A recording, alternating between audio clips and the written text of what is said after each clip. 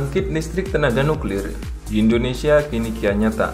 Kementerian Energi dan Sumber Daya Mineral atau SDM menyampaikan telah membahas daftar investasi masalah DIM Rancangan Undang-Undang Energi Baru dan Terbarukan atau EBT.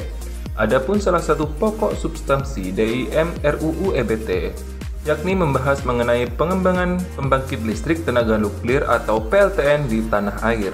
Menteri SDM Arifin Tasrif menjelaskan bahwa dalam DIM RUU EBT, pemerintah telah menyetujui pembentukan Majelis Tenaga Nuklir atau MTN.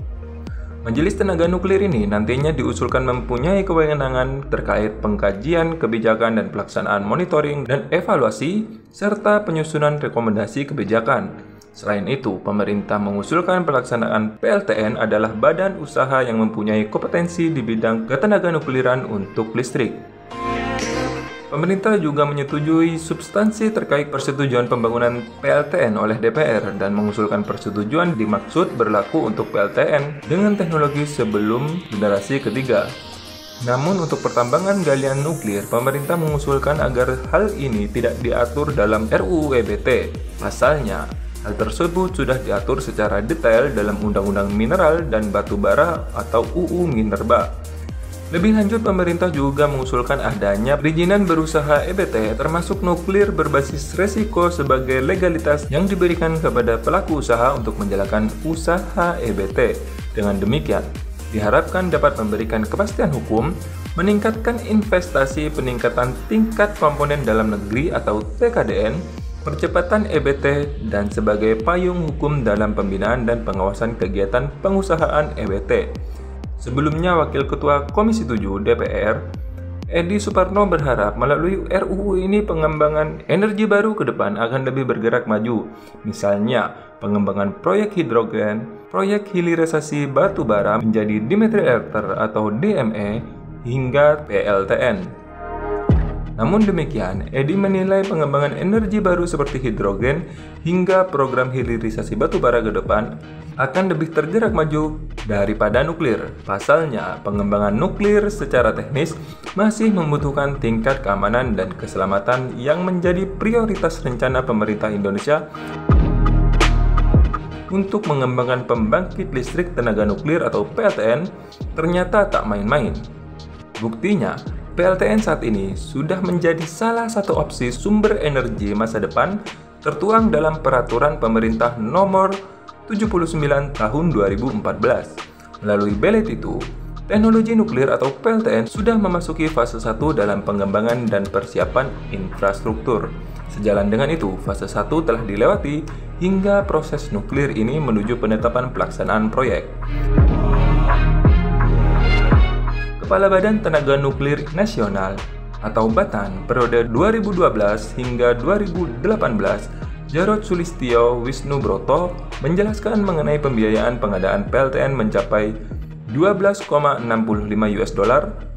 atau setara dengan 197,3 triliun rupiah dengan kurs Rp15.598. Biaya tersebut terhitung untuk 2.400 MW listrik yang akan dihasilkan.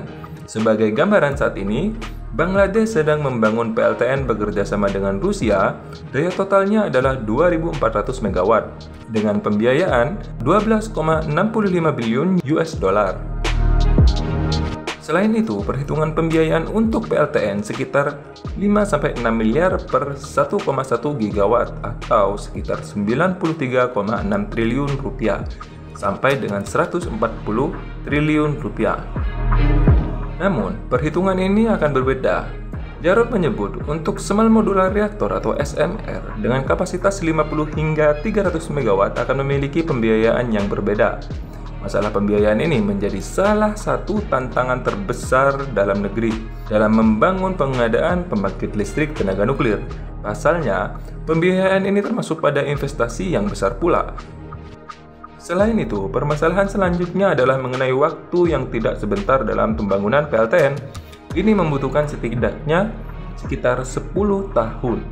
Mengenai rencana pemerintah yang akan menjalankan PLTN pada tahun 2040 dengan kapasitas 5 GW. Pada saat itu, Indonesia harus memiliki 4 PLTN besar pada tahun tersebut.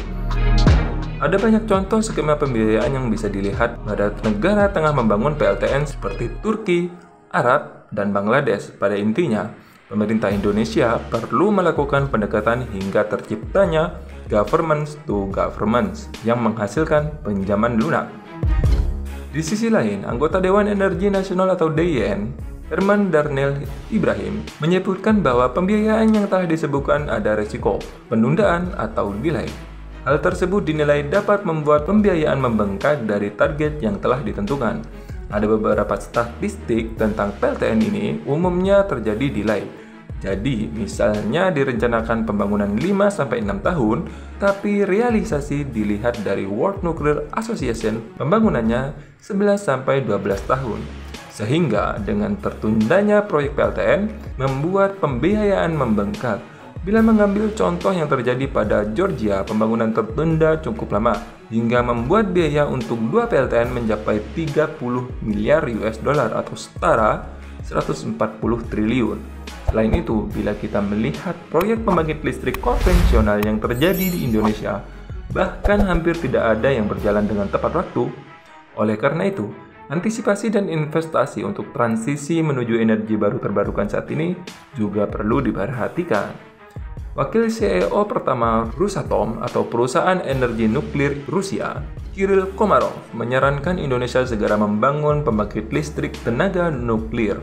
Komarov menilai Indonesia tidak perlu menunggu hingga 2040 untuk membangun pembangkit listrik tenaga nuklir.